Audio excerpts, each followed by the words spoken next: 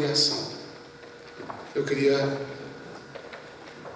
compartilhar com você nessa noite o texto que está lá em Ezequiel, está um pouco apagado ali, Ezequiel capítulo 36, versículos de 16 a 38. A palavra do Senhor é muito rica, e esse texto de Ezequiel é um texto que consegue juntar uma perspectiva enorme dentro das Escrituras, e eu gostaria de partir desse texto para falar de algo que não começa nesse texto, mas que esse texto expressa e revela muito bem para nós, que é justamente a criação de uma missão, e a missão dessa criação. Ezequiel 36, a partir do versículo 16, a restauração de Israel. Veio a minha palavra do Senhor dizendo: filho do homem, quando os da casa de Israel habitavam na sua terra, eles a contaminaram com seus caminhos e as suas ações. Como a imundície de uma mulher em sua menstruação, tal era o seu caminho perante mim.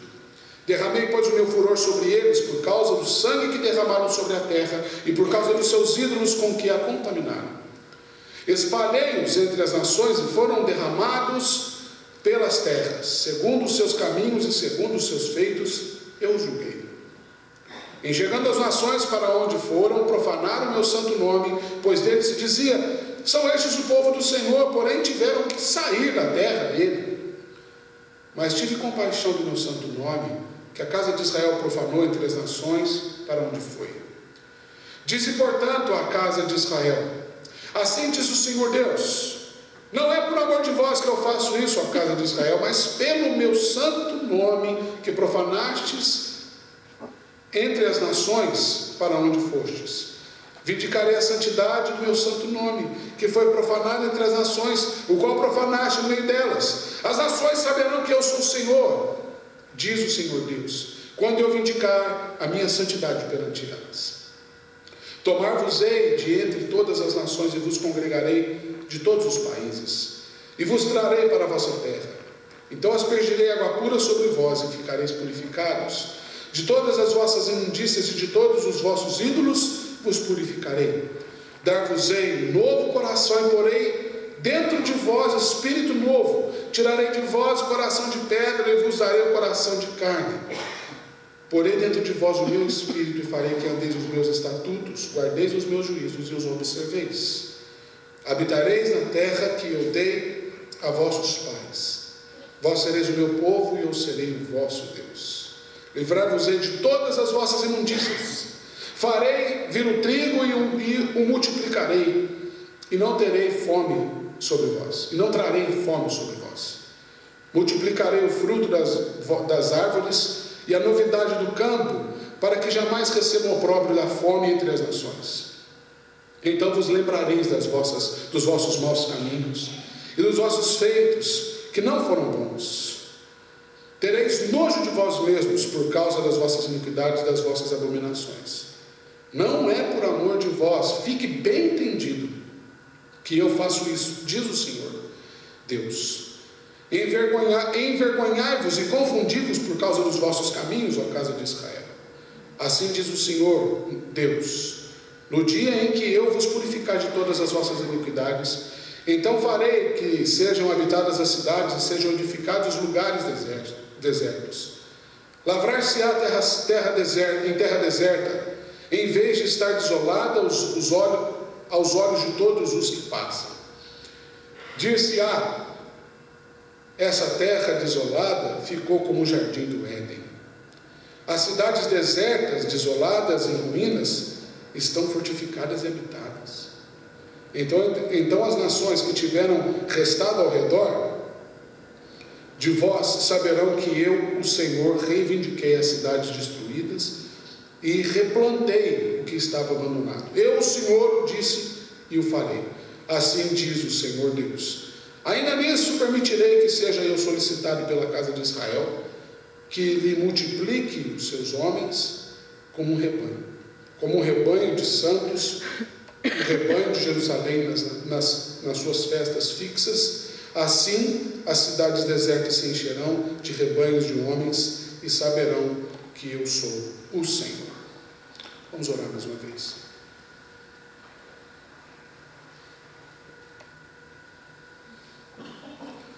Amado, nós precisamos da ação do Seu Espírito mais uma vez, da ação do Senhor que traz sabedoria e fé, não só para ouvir a Sua voz, mas para crer naquilo que o Senhor vai falar, já está falando, sobretudo para viver, botar em prática aquilo que a gente vai ouvir do Senhor nessa noite. Então, Pai, como Tu disseste na Sua palavra, por amor do Teu nome, não por amor de nós mesmos, mas por amor do Teu nome, edifica a Tua igreja e fala conosco, Senhor, em Cristo Jesus. Amém. Irmãos e irmãs, Deus tem uma palavra só, e essa palavra de Deus, ela é missionária. Deus não tem outra palavra. Todo encontro de Deus com o homem é um encontro para um chamado missionário. A igreja que Jesus institui é a missão propriamente dita de Deus. O DNA da igreja é a missão de Deus. De modo que não existem encontros alheios a esse encontro missionário, esse chamado missionário. Seja qual for a intenção e por melhor que seja a intenção. Qualquer encontro, qualquer reunião em nome de Deus que não tenha caráter missionário é mera especulação. Não tem a presença e a natureza de Deus naquilo.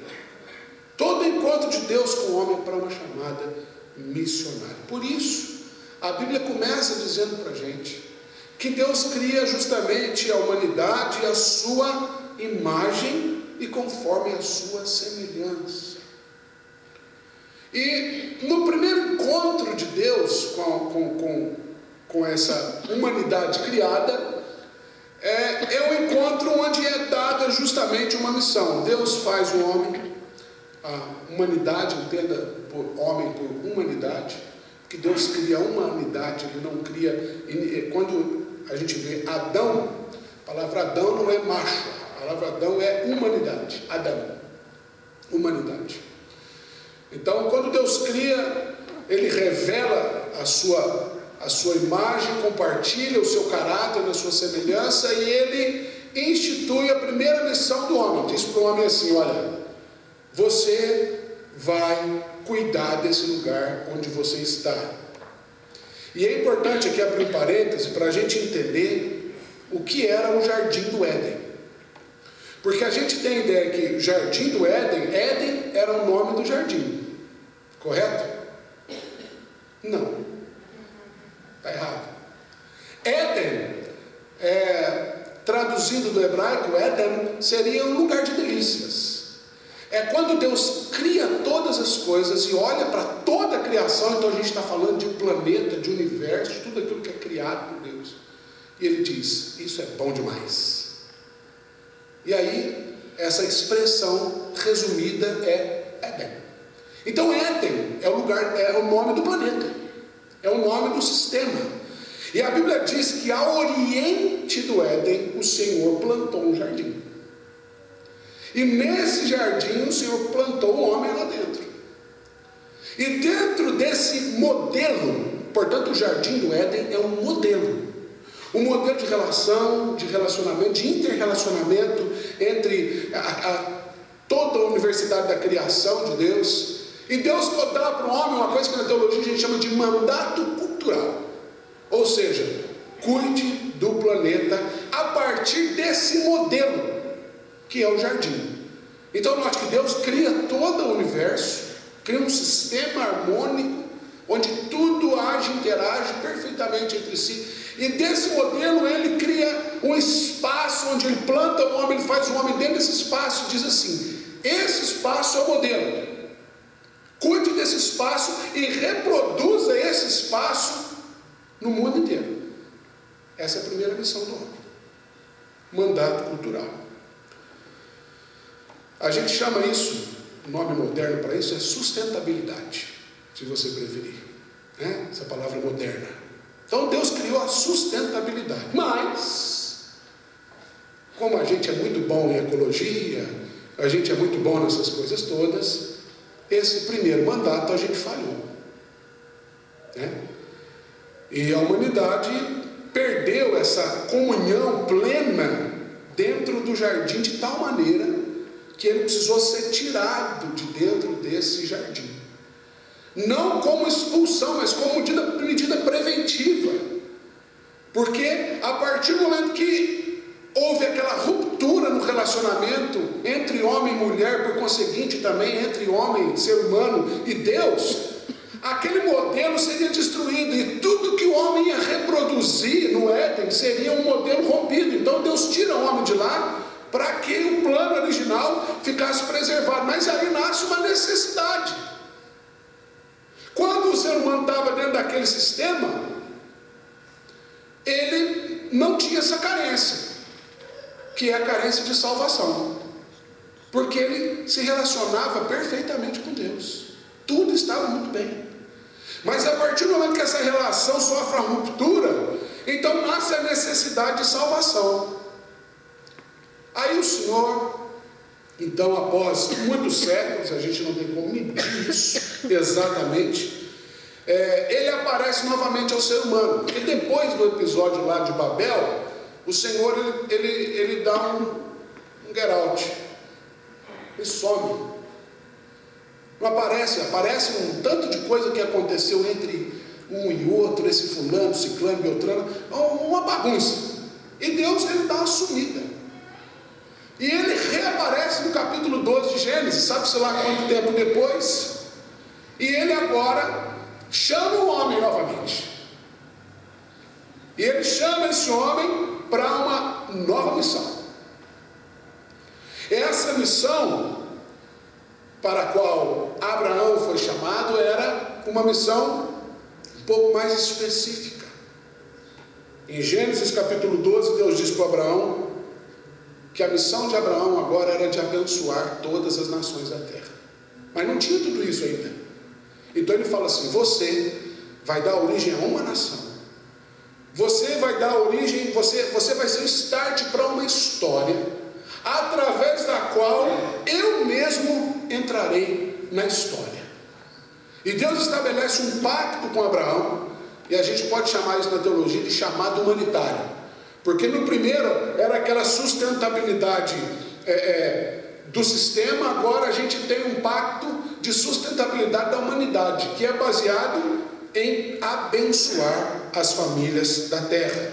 Por isso Deus diz para ele: abençoarei os que te abençoarem, amaldiçoarei os que te amaldiçoarem e tal. E no final ele fala assim, no final do chamamento: sê tu uma bênção. Ou seja, se as pessoas vão te abençoar ou te amaldiçoar, isso é problema meu. Eu vou abençoar quem te abençoar e vou amaldiçoar quem te amaldiçoar. Mas você, seja uma bênção. Então todo encontro com Deus, de Deus com o homem, ele é missionário. E a partir de Abraão, a gente tem então o chamado humanitário. Um chamado que vai dar um start para um projeto de Deus de salvação da humanidade. Com tudo isso, se a gente olhar para o contexto, inclusive a partir do contexto no qual Deus chama Abraão, a gente percebe que Deus está ensinando uma coisa fundamental para os seres humanos. Nós sabemos bem, ou pelo menos superficialmente, que, falando em linhas simples, o que tirou, entre aspas, a humanidade do jardim foi o relacionamento da humanidade com uma coisa. Uma coisa, algo palpável, algo que representava a cobiça e o desejo humano. O que tirou o homem, a humanidade de dentro do jardim, foi a ruptura da relação do ser humano com uma das coisas que Deus criou. Ele colocou várias árvores, dentre elas uma árvore do fruto do conhecimento, que o fruto dessa árvore é o conhecimento do bem e do mal.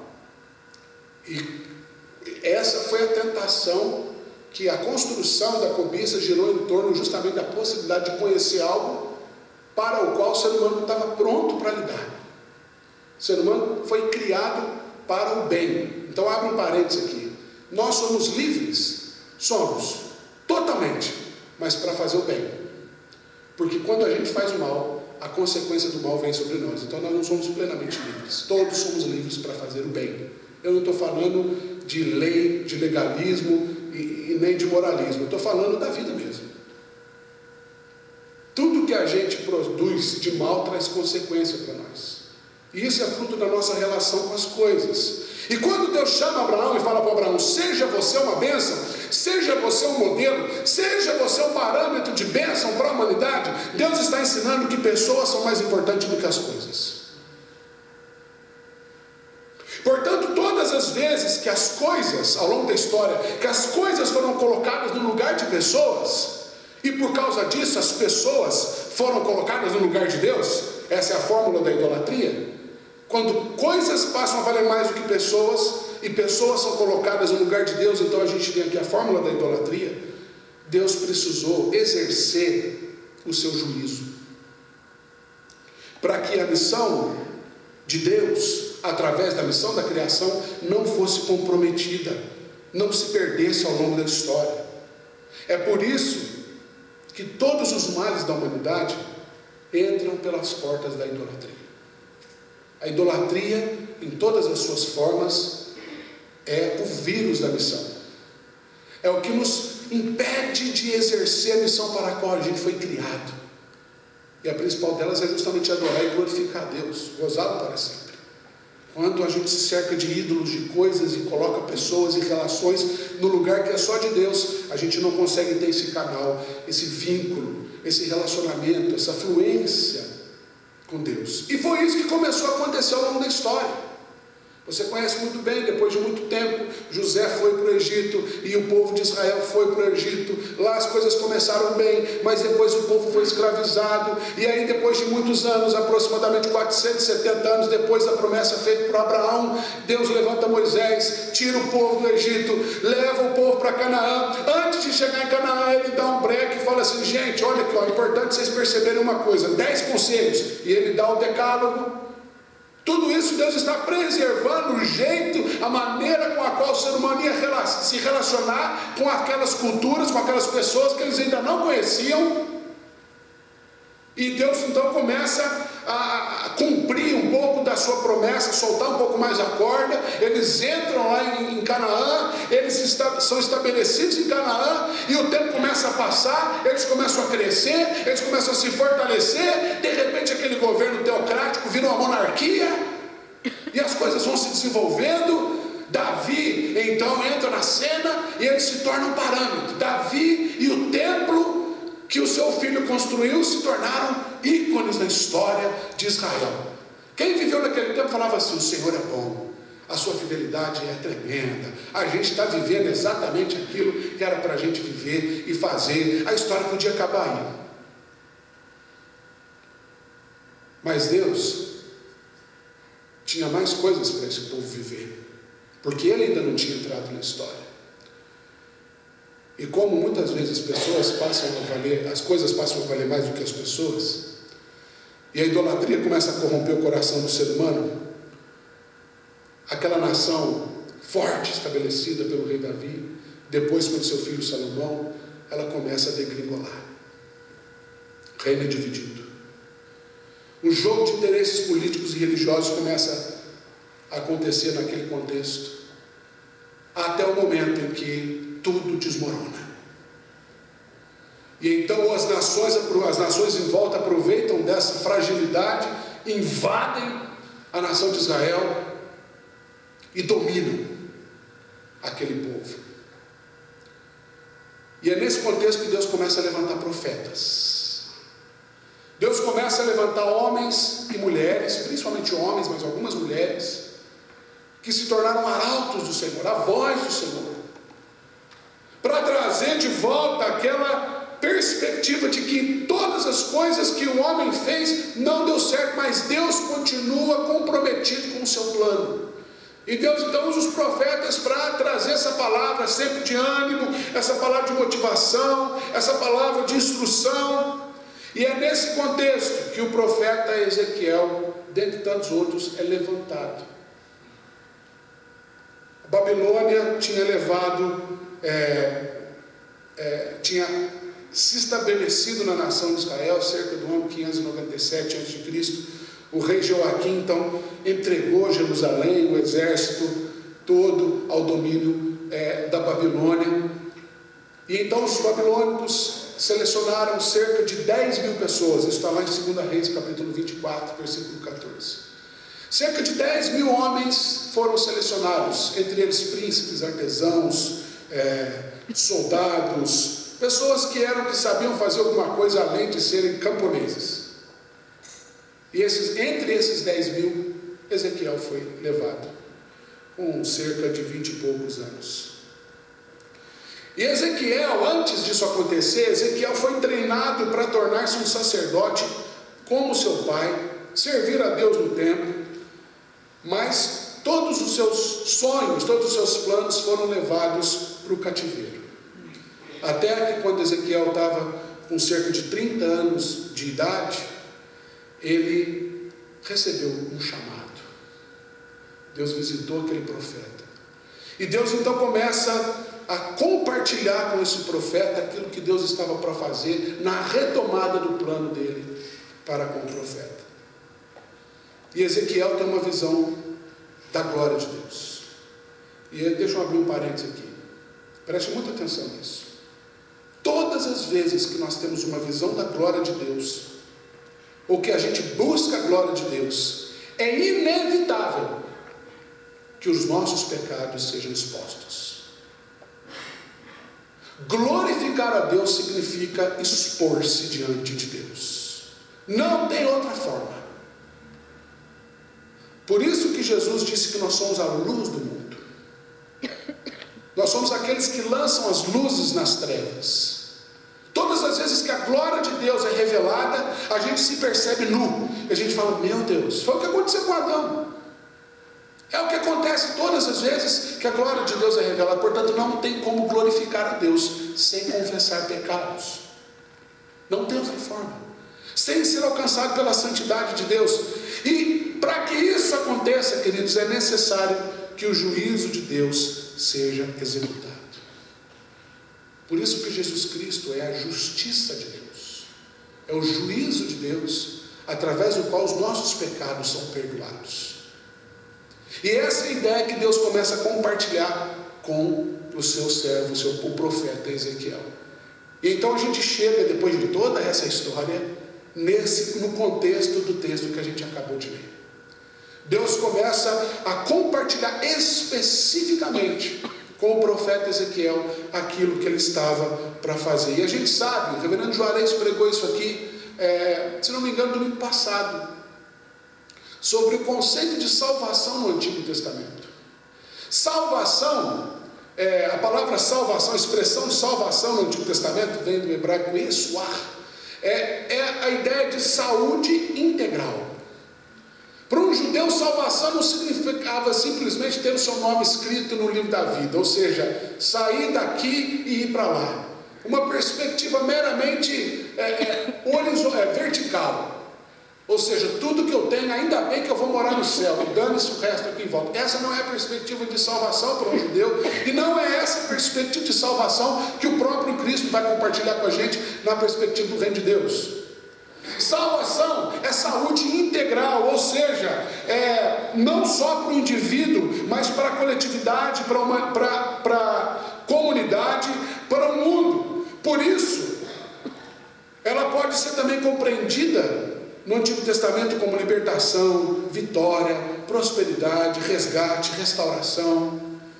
O Novo Testamento reflete muito bem isso nas palavras de Paulo em Romanos 8,19, a ardente expectativa da criação aguarda pela manifestação dos filhos de Deus, porque a salvação veio mudar toda a relação do ser humano. Lembre, o projeto original era a harmonia do jardim.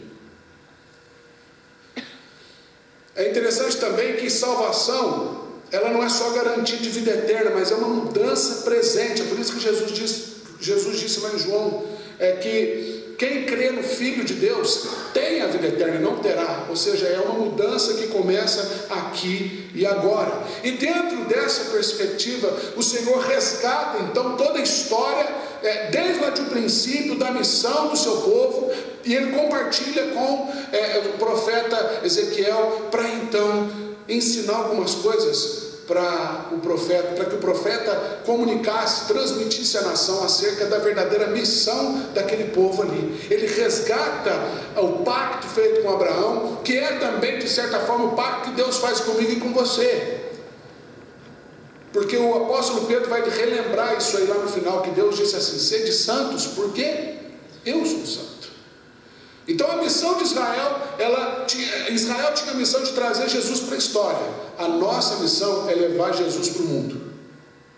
Para isso a gente vive à sombra de Israel no tocante à natureza da missão, é a mesma.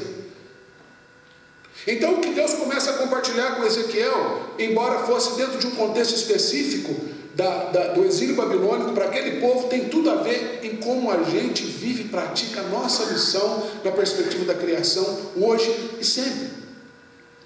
E rapidamente, de modo muito prático, eu queria destacar com você pelo menos 4 aspectos. O que é, afinal, essa missão? No que consiste a nossa missão? Primeiramente, revelar o caráter de Deus.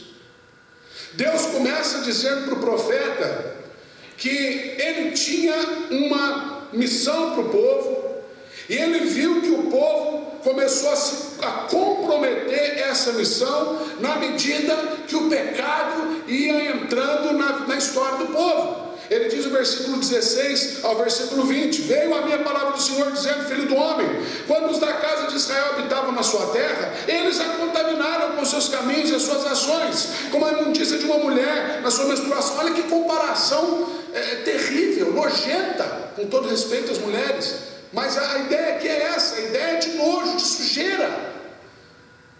Ele traz essa perspectiva para mostrar como que o povo se perdeu.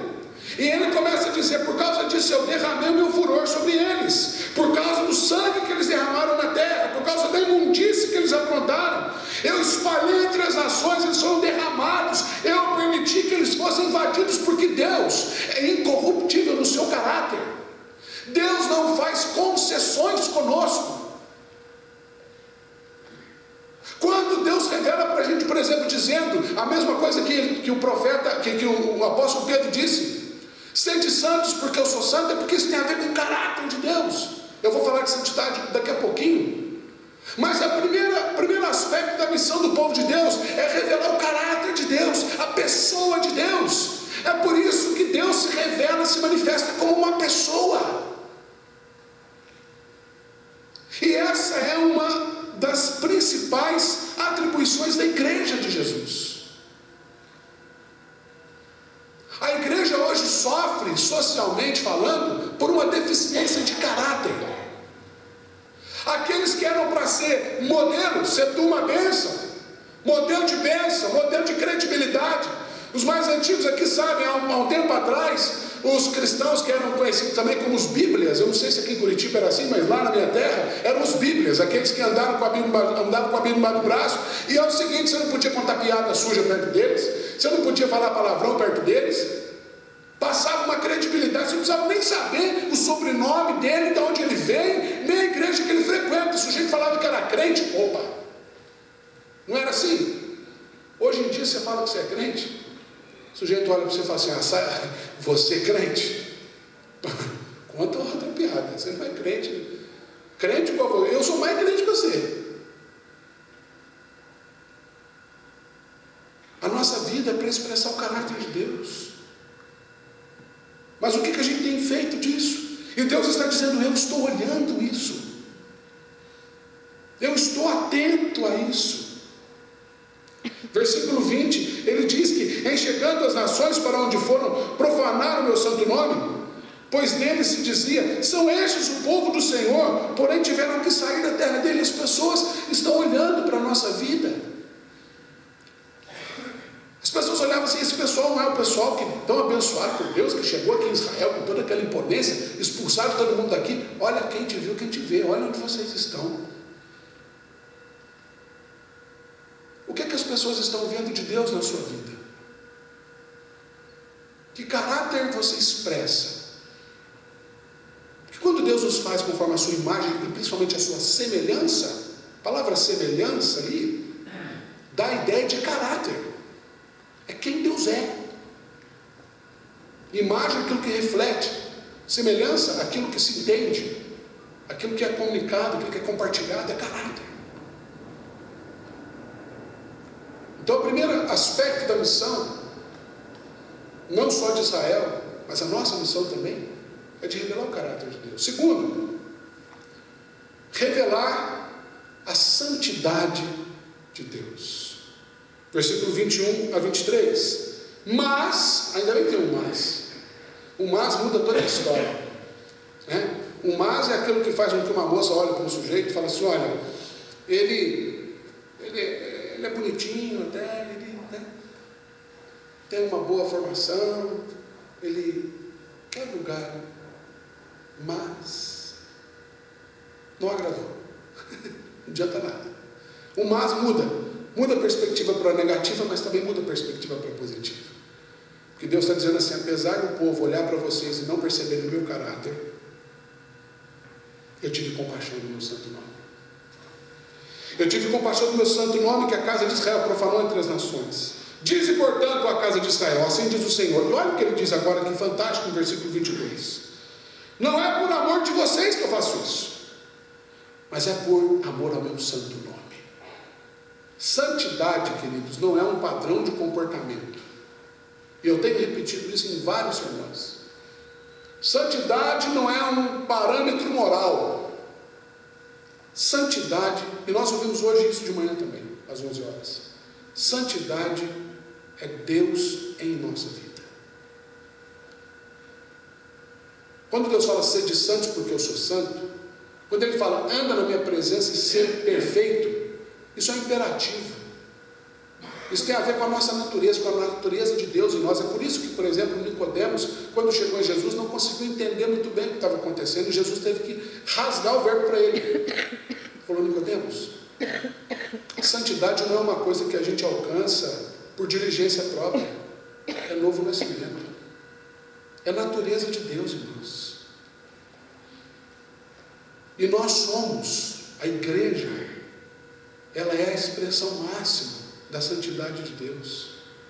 Porque nós agora não vivemos à sombra de uma promessa, mas nós vivemos com o próprio Espírito de Deus habitando dentro de nós.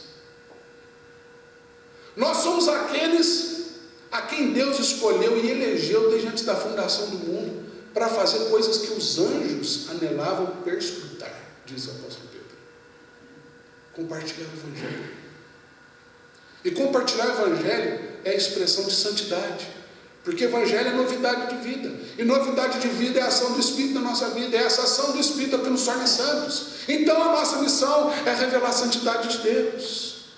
Mas ele segue ainda dizendo também para a gente, versículo 24 ao versículo 30, que a missão da igreja também é revelar a fidelidade de Deus.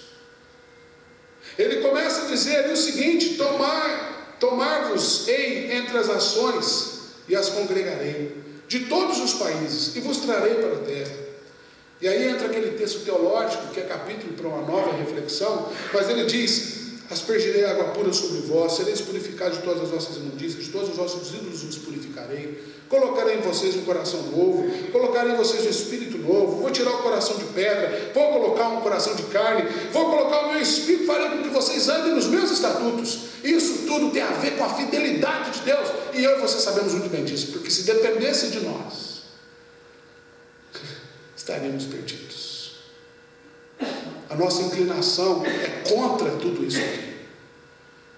O Senhor aspergiu água pura sobre nós no ato do batismo, mas é mero ritual. O Senhor colocou em nós o seu Espírito, mas nós continuamos ouvindo a voz da nossa carne. O Senhor colocou em nós embate, a ideia de coração ali, queridos, que vem do hebraico, a raiz aí é leb. Leb é algo que vem da profundidade, da entranha, do profundo do ser, do âmago da alma. O Senhor está falando que Ele vai mudar isso tudo aqui. E a gente sabe que quando Deus começa a mudar algumas coisas na gente, a gente começa a se relutar, bate daqui, bate dali, mas é necessário, porque isso revela a fidelidade de Deus. É o que a gente leu na carta de Tiago há pouco. O que a gente precisa é algo que só Deus pode dar. E a nossa missão é mostrar isso para o mundo, dizer que aquilo que muda o mundo não é aquilo que o mundo quer, mas é aquilo que Deus tem para o mundo. Porque o mundo jaz no maligno, mas Deus é fiel e Deus está comprometido com os seus planos. E aqui eu queria falar uma coisa rapidinho sobre comprometido. A diferença entre estar engajado e estar comprometido com o que Deus está fazendo é entendida na conversa do porco com a galinha. O porco e a galinha passaram aqui na frente da igreja e viram uma placa lá dizendo assim: o que você tem para oferecer para Deus, ou para o mundo, melhor dizendo. O que tem de você que pode ser oferecido para o mundo? E aí eles olharam aquela placa intrigados e seguiram aqui calçadão adentro. Aí a galinha virou para o porco e falou assim: o que será que a gente tem para oferecer para o mundo, né? O que será que é o nosso melhor? Aí o porco calado o tempo todo, daqui a pouco a galinha falou assim: acho que eu já sei. A melhor coisa que eu tenho para oferecer é ovo. E você, porco? O porco falou assim: acho que a melhor coisa que eu tenho para oferecer é bacon. Ah, é verdade.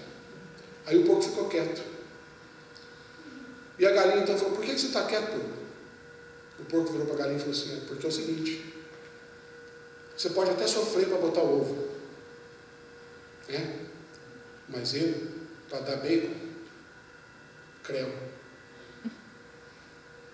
eu tenho que morrer.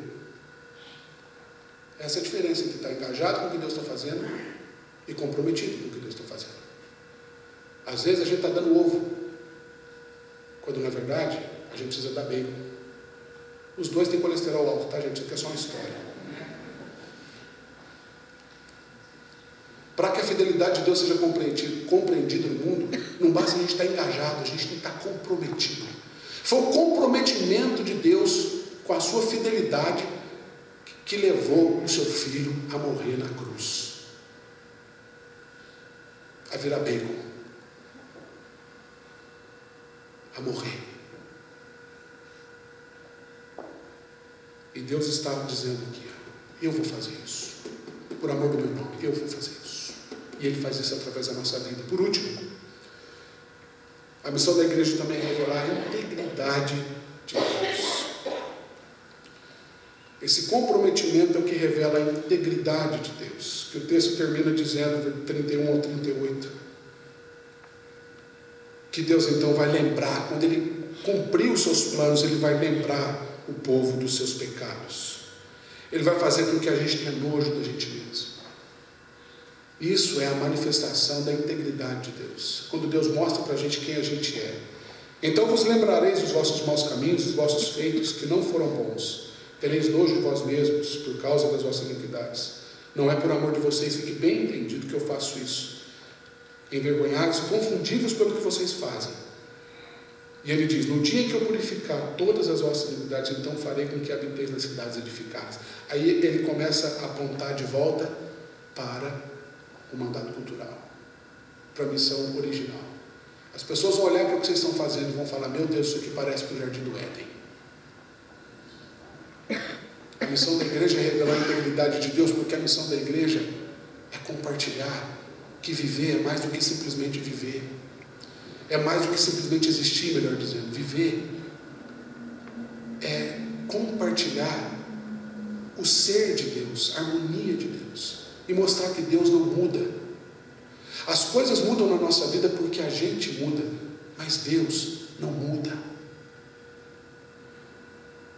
E a integridade de Deus faz com que eu e você olhemos para a gente, quando a gente passa as aflições, e a gente faz a gente elabora aquela lista de porquês, mas quando a gente chegar lá no final, a gente olha e fala assim: meu Deus, eu consigo entender tudo agora.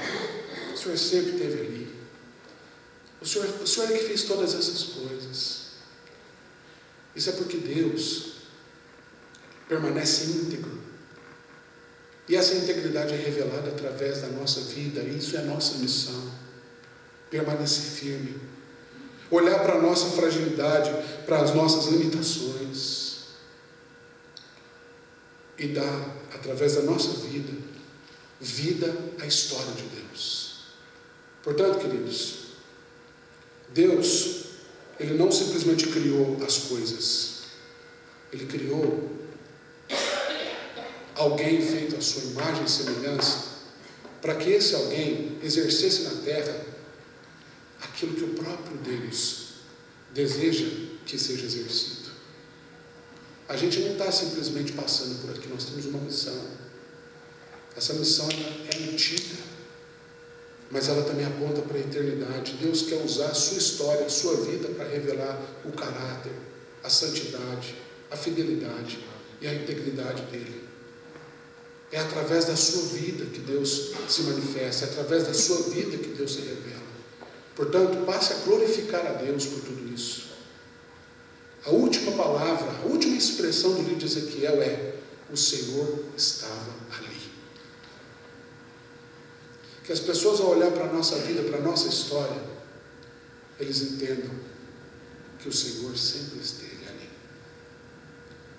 E para você que não está entendendo muito bem o momento de vida que você está passando, eu quero dizer para você: o Senhor está comprometido com você. Ele está comprometido com o plano dele. E Ele está ali.